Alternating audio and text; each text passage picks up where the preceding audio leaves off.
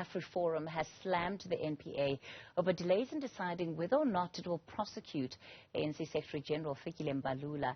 It stems from a 2018 Public Protector report into Mbalula's family holiday in Dubai. For more on that story, we're joined by Barry Bateman. He's with Afriforum's private prosecution unit. Barry, good evening to you. Thanks for your time.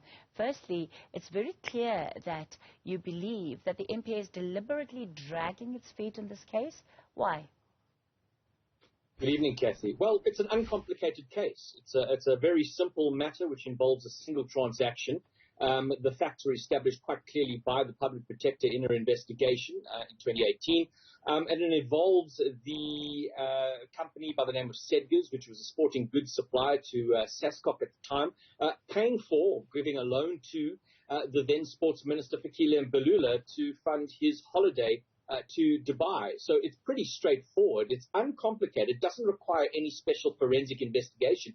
Yet it's taken the NPA and the Hawks at least 5 years that we were sitting at now to conclude this matter. The irresistible inference is that this is only being done because of the stature of the suspect in this particular matter. And now, going from a sports minister, now we're dealing with the Secretary General of the ANC. So that's on that basis, given the nature of the alleged offence, the fact that it's purely very uncomplicated and it's taking so long to finalise it.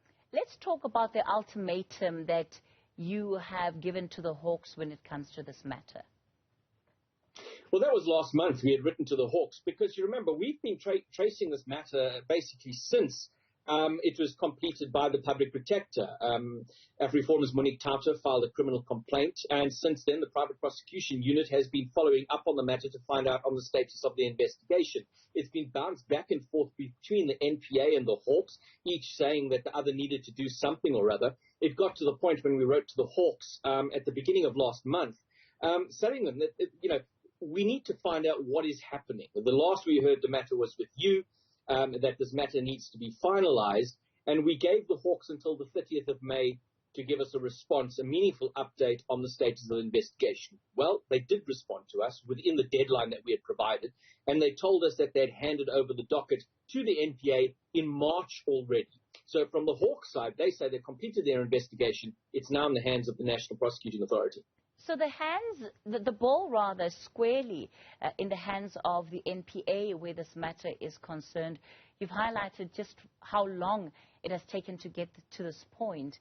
What happens now, Barry, now that you know that the NPA has effectively been sitting on this docket for the last 3 months?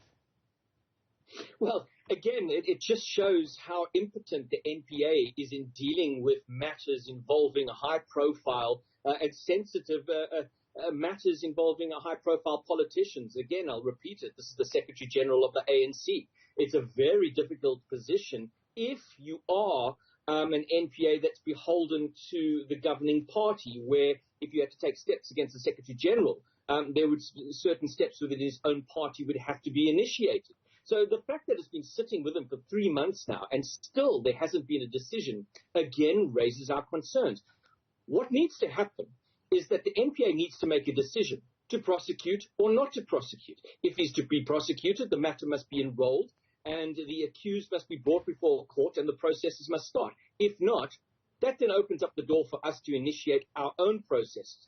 But at the very least, make a decision. And we are confident that based on the evidence, the fact that this is an uncomplicated matter, that the decision to prosecute should be the only one that can be made.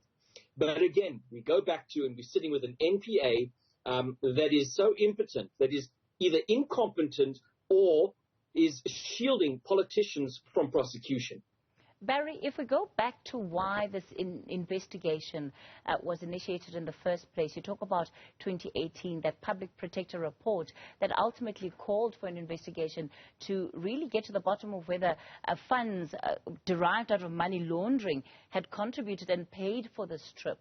That, as a recommendation by the Public Protector, is binding. Does that open alternative legal avenues for you?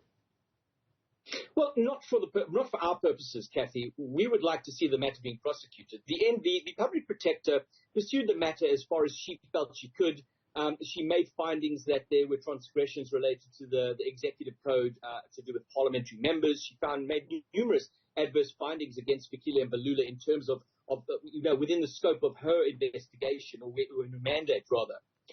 What she's recommended further is criminal prosecution or criminal investigation. And we submit that there was ample evidence, even on what the public protector had gathered, to support a criminal case against Fikile Mbablula. So the only avenue at this stage, we submit, is one of criminal prosecution. Have you reached out to the NPA? What have they said? We have written to Advocate Shamila Bitoy. We sent her the letter yesterday. We've got confirmation of the letter that it is receiving attention, and we hope to hear from them soon. We believe that if there is a decision to prosecute Fikile Mbablula, it will be the first step towards building public confidence once again in the NPA. Barry Bateman is with Afriforum's private prosecution unit.